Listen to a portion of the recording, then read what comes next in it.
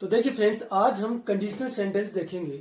देखिए, conditional sentence से हर exam में क्वेश्चन आते हैं, चाहे वो कोई भी एग्जाम हो, चाहे एसएससी हो, चाहे बैंक हो, सीजीएल हो, सीएसएल हो, सीपीओ हो, बैंक हो, सीडीएस हो या फिर एनडीए हो। सभी एग्जाम्स के अंदर कंडीशनल सेंटेंस से क्वेश्चन 100% मिलता है। या तो वो कॉमन एरर के रूप में दे देगा या वो फिल इन द ब्लैंक्स में दे देगा। अब देखिए, कंडीशनल सेंटेंस होते क्या है। सबसे पहला क्वेश्चन ये होता है कि जो कंडीशनल सेंटेंस होते हैं वो क्या होते हैं।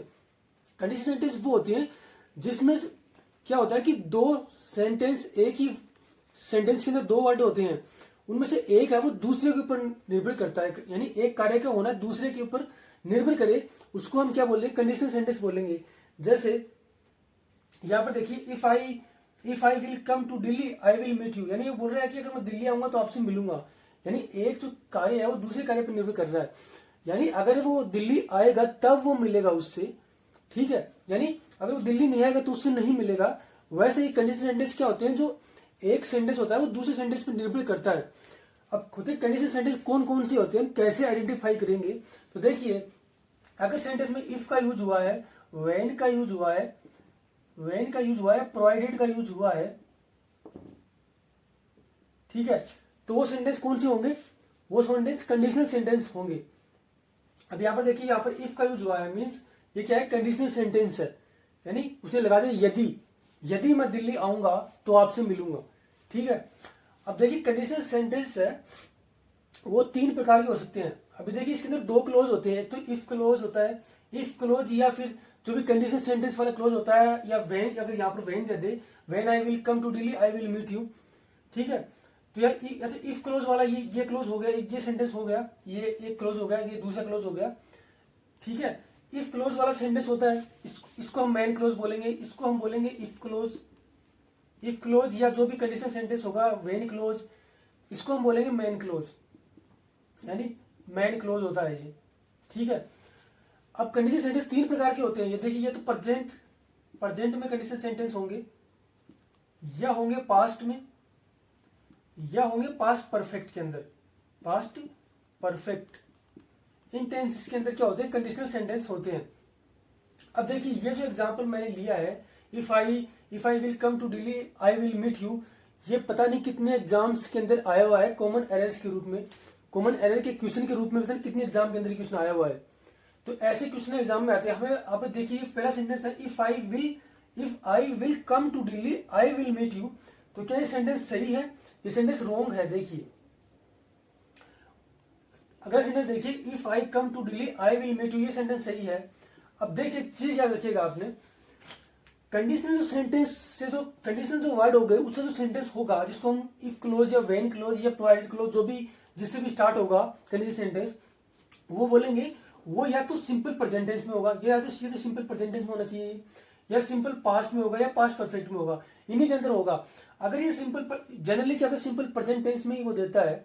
अगर ये सिंपल प्रेजेंट टेंस में होगा तो ये किस में होगा, फ्यूचर टेंस में होगा। तो यहाँ पर देखिए, इफ क्लोज, यहाँ पर भी फ्यूचर टेंस दे रखा है, तो इसलिए रॉन्ग हो रहा है, यहाँ से रॉन्ग हो रहा है, क्योंकि ये प्रेजेंट टेंस में ही होगा। यहाँ पर देखिए, if I come to Delhi, ये प्रेजेंट टेंस में यूज हुआ है क्लोज, और ये फ्यूचर के अंदर, तो ये बिल्कुल सही सेंटेंस बना है ये रूल के अकॉर्डिंग। अब देखिए, अर्थ क्यों पर आ जाते हैं, वो बोल रहे हैं कि अगर इसको मैं अर्थ के अनुसार समझू, if I will come to Delhi, अगर मैं दिल्ली आऊंगा तो मैं आपसे मिलूंगा, तो ये सेंटेंस सही नहीं हो रहा है। ये बोलेगा, if I come to Delhi, मैं जब दिल्ली आऊंगा, आई विल मीट यू, मैं आपसे मिलूंगा, तो ये सेंटेंस क्या होगा, बिल्कुल सही होगा। आप इतना याद रखिएगा कि इफ क्लोज वाला जो सेंटेंस होगा वो प्रेजेंट में होना चाहिए, और जो मैन क्लोज होगा वो फ्यूचर के अंदर होना चाहिए, अगर सेंटेंस प्रेजेंट में है। अगर पास्ट में है तो ये क्या होगा, ये पास्ट में होगा, और ये इस विल को हम वुड में बदल देंगे, वो हम आगे देखेंगे। बाकी फिलहाल आप इतना याद रखिएगा, अगर यहाँ पर प्रेजेंट टेंस है तो यहाँ पर फ्यूचर होगा। इफ क्लोज वाला जो सेंटेंस होगा उसको फ्यूचर टेंस कभी नहीं यूज होगा, और मैक्सिमम एग्जाम के अंदर वो क्या करता है कि इफ के साथ ही वो क्या देता है, फ्यूचर टेंस दे देता है, जो गलत होगा। इफ के साथ हमेशा प्रेजेंट टेंस ही हम यूज करेंगे। देखिए फ्रेंड्स, अगर दो कार्य एक के बाद एक हो, और पहला कार्य है वो दूसरे कार्य के होने पर निर्भर करे, तो उस कंडीशन को हम क्या बोलेंगे, कंडीशनल सेंटेंस बोलते हैं। तो यहाँ पर देखिए, मैंने आपको बताया कि जो कंडीशनल सेंटेंस होते हैं वो या तो इफ से स्टार्ट होंगे, या एज सुन एज से स्टार्ट होंगे वो, या फिर वो किससे स्टार्ट होंगे, इफ से स्टार्ट होंगे, व्हेन से स्टार्ट होंगे, प्रोवाइडेड से स्टार्ट होंगे। तो देखिए ऐसे जो सेंटेंस होंगे उनमें हम क्या करेंगे, उनके साथ जो क्लोज होगा, यानी एज सुन एज के साथ जो क्लोज है, इफ के साथ जो क्लोज है, वो सिंपल प्रेजेंट टेंस में होगा, या फिर सिंपल पास्ट टेंस के अंदर होगा, या पास्ट परफेक्ट टेंस के अंदर होगा। अगर वो सिंपल प्रेजेंट टेंस के अंदर है तो उसको उसके पहले जो क्लोज होगा, यानी ये क्लोज होगा, ये किस में आ जाएगा, सिंपल फ्यूचर टेंस में आएगा। इससे पहले जो क्लोज होगा ये किस में आएगा, सिंपल फ्यूचर टेंस में आएगा। यहां पर देखिए इसके साथ जो क्लोज है वो किस में आएगा, सिंपल प्रेजेंट टेंस में, उसके साथ वाला क्लोज किस में आएगा, सिंपल फ्यूचर टेंस में। ठीक है, अब आप ये कहो कि हमें कैसे पता चलेगा कि एज सुन एज, इफ या प्रोवाइडेड या व्हेन के बाद कि जो टेंस आ रहा है उसके अलावा जो दूसरा मेन क्लोज है उसमें कौन सा टेंस हम यूज करेंगे। अगर यहाँ पर V2 है यानी पास्ट टेंस यूज हुआ है तो यहाँ पर क्या होगा, वुड प्लस हैव हो जाएगा, would plus have plus third form. अभी अगर हम इसी सेंटेंस की बात करें एग्जैक्ट, तो इसमें क्या होगा, अगर इसमें यहाँ पर सिंपल फ्यूचर टेंस है तो हमें जो एज सुन एज क्लोज होगा या इफ वाला क्लोज होगा उसमें हमें प्रेजेंट सिंपल प्रेजेंट टेंस ही रखना है। आप देखिए यहाँ पर सिंपल प्रेजेंट टेंस नहीं है, फ्यूचर है, तो ये सेंटेंस रॉन्ग है, ये सेंटेंस रॉन्ग है, यहाँ से विल हटेगा। अब यहाँ पर देखिए she will come to meet you as soon as you reach Delhi, तो ये सेंटेंस बिल्कुल सही है, क्योंकि इस एज सुन एज वाले क्लोज के साथ क्या होगा, सिंपल प्रेजेंट टेंस का यूज होगा। यहाँ पर सिंपल प्रेजेंट टेंस का यूज हो रहा है। यहाँ पर देखिए if the government will become strict corruption will surely finish, तो यहाँ पर देखिए इफ वाला जो क्लोज है वो मैंने आपको बताया कि किसमें होना चाहिए, वो सिंपल प्रेजेंट टेंस में होना चाहिए। तो यहाँ पर सिंपल प्रेजेंट टेंस में नहीं, फ्यूचर टेंस में है, तो ये सेंटेंस रॉन्ग है, ये सेंटेंस रॉन्ग है, इसमें इस पार्ट में एरर है, तो ये हट जाएगा, ये क्लोज है वो सिंपल प्रेजेंट टेंस में बन जाएगा। तो यहाँ पर देखिए if the government become strict, तो ये किसमें बन गया, सिंपल प्रेजेंट टेंस में बन गया ये वाला क्लोज, और ये फ्यूचर टेंस में होगा ही, तो ये सेंटेंस बिल्कुल सही है। ऐसे आप याद रखिएगा। आगे दो कंडीशन और हैं, सिंपल या तो एज सुन एज इफ वाला क्लोज होगा वो सिंपल पास्ट टेंस में होगा, अगर वो पास्ट परफेक्ट टेंस में है या पास्ट टेंस में है तो हम कैसे उसको चेंज करेंगे वो हम आगे देखते हैं। तो देखिए फ्रेंड्स, हमने एक केस देख लिया कंडीशन सेंटेंस का कि अगर इफ क्लोज वाला सेंटेंस या व्हेन क्लोज वाला सेंटेंस या प्रोवाइडेड क्लोज वाला सेंटेंस अगर सिंपल प्रेजेंट टेंस में है तो जो मेन क्लोज होगा यानी जो दूसरा क्लोज होगा वो सिंपल फ्यूचर टेंस में होगा। अगर अब इफ क्लोज वाला सेंटेंस है या व्हेन क्लोज वाला सेंटेंस प्रोवाइडेड या एज सुन एज वाला क्लोज वाला सेंटेंस है, वो अगर पास्ट टेंस में हो यानी V2 के अंदर हो, पास्ट सिंपल पास्ट टेंस के अंदर हो, तो क्या होगा, तो देखिए स्ट्रक्चर ऐसे से स्ट्रक्चर होगी, यानी इफ क्लोज वाला सेंटेंस या जो भी हो, व्हेन हो, प्रोवाइडेड हो, अनलेस हो, प्लस सिंपल प्रेजेंट टेंस होगा, सिंपल प्रेजेंट टेंस वाला ये क्लोज हो गया पूरा एक। इसके अलावा जो आगे जो क्लोज होगा वो कैसा होगा, वो होगा सब्जेक्ट प्लस क्या होगा, वुड प्लस मुख्य वर्ब की फर्स्ट फॉर्म, ये क्लोज होगा, यानी ये स्ट्रक्चर होगी पास्ट टेंस के अंदर। ठीक है, यानी इफ क्लोज वाला सेंटेंस होगा या व्हेन क्लोज वाला सेंटेंस होगा या प्रोवाइडेड वाला होगा, वो क्या होगा, simple present simple past tense में होगा। अब यहाँ पर देखिए हैड है, इफ आई हैड मनी, अब हैड को देखकर आप इसको मान लेना कि पास्ट परफेक्ट है। पास्ट परफेक्ट जब बनता जब हैड के बाद मुख्य वर्ब की थर्ड फॉर्म होती। हैड क्या होता है कि हैड की तीनों फॉर्म हैड भी होती है, हैड की जो V2 फॉर्म होती है वो भी हैड होती है और जो इसकी थर्ड फॉर्म होती है वो भी इसकी हैड होती है। तो यहाँ पर ये क्या कर रहा है, V2 काम कर रहा है, तो ये सिंपल पास्ट टेंस में यूज हुआ है। यहाँ पर if I had money I will lend it to, तो लैंड नहीं होगा, यहाँ पर विल ना होकर क्या होगा, वुड होगा, I would lend it to you. देखिए मैंने बताया आपको सब्जेक्ट होगा, सब्जेक्ट यहाँ पर आई है, पावर क्या हो जाएगा, वुड आएगा, विल के जगह पे क्या आएगा, वुड आएगा। और वैसे भी हमें पता है कि टेंस के अंदर ये क्लोज अगर पास्ट में तो ये भी क्लोज डेफिनेटली पास्ट में ही होगा, तो यहाँ पर क्या आएगा, वुड आ जाएगा। तो ये सेंटेंस यहाँ पर रॉन्ग है क्योंकि यहाँ पर विल के स्थान पर क्या आएगा, वुड आएगा। अब यहाँ पर देखिए if I had money I would lend it to, बिल्कुल सही सेंटेंस है। तो ये स्ट्रक्चर ये फॉलो करता है, कौन सा, सिंपल पास्ट के अंदर अगर इफ क्लोज हो। अब देखिए अगर टेंस क्या है, अगर टेंस है वो पास्ट परफेक्ट टेंस के अंदर है। यहाँ पर देखिए इफ आई हैड सीन, अब यहाँ पर देखिए हैड के बाद सीन आ रहा है। आप इसमें कंफ्यूज मत होना कि यहाँ पर तो भाई सिंपल पास्ट टेंस कैसे, यहाँ पर पास्ट परफेक्ट टेंस कैसे, यहाँ पर भी वर्ब नहीं है, मुख्य वर्ब नहीं है, यही मुख्य वर्ब है, ये क्या है सिंपल पास्ट में। यहाँ पर मुख्य वर्ब है, सीन क्या है मुख्य वर्ब है, हैड के बाद मुख्य वर्ब की थर्ड फॉर्म आ रही है, यानी किसमें है ये सिंपल पास्ट परफेक्ट टेंस के अंदर ये क्या है टेंस है, क्लोज है। अगर ये पास्ट परफेक्ट के अंदर इफ क्लोज अगर पास्ट परफेक्ट टेंस के अंदर हो तो स्ट्रक्चर कैसी होगी, देखिए इफ प्लस पास्ट परफेक्ट, तो जो अगला जो सेंटेंस होगा वो कैसा होगा, subject plus would plus have plus मुख्य वर्ब की थर्ड फॉर्म। ये स्ट्रक्चर ये क्या करेगा फॉलो करेगा, इसको आप याद रखिएगा। तीन देखिए कंडीशन सेंटेंस में बेसिकली तीन स्ट्रक्चर होती है, या तो इफ क्लोज वाला होगा किसमें होगा सिंपल प्रेजेंट टेंस में होगा, उससे आगे वाला क्लोज किसमें हो जाएगा सिंपल फ्यूचर टेंस में हो जाएगा, या फिर क्या होगा इफ क्लोज वाला टेंस क्या होगा सिंपल पास्ट में होगा और आगे वाला टेंस किसमें हो जाएगा, विल को हम वुड में बदल देंगे, वुड में कन्वर्ट हो जाएगा पास्ट में। अगर पास्ट परफेक्ट टेंस है तो वो वुड प्लस हैव प्लस मुख्य वर्ब की थर्ड के अंदर फॉर्म के अंदर कन्वर्ट हो जाएगा। तो यहाँ पर ये सेंटेंस क्या है, if I had seen you I would have stopped my car, बिल्कुल सही सेंटेंस है।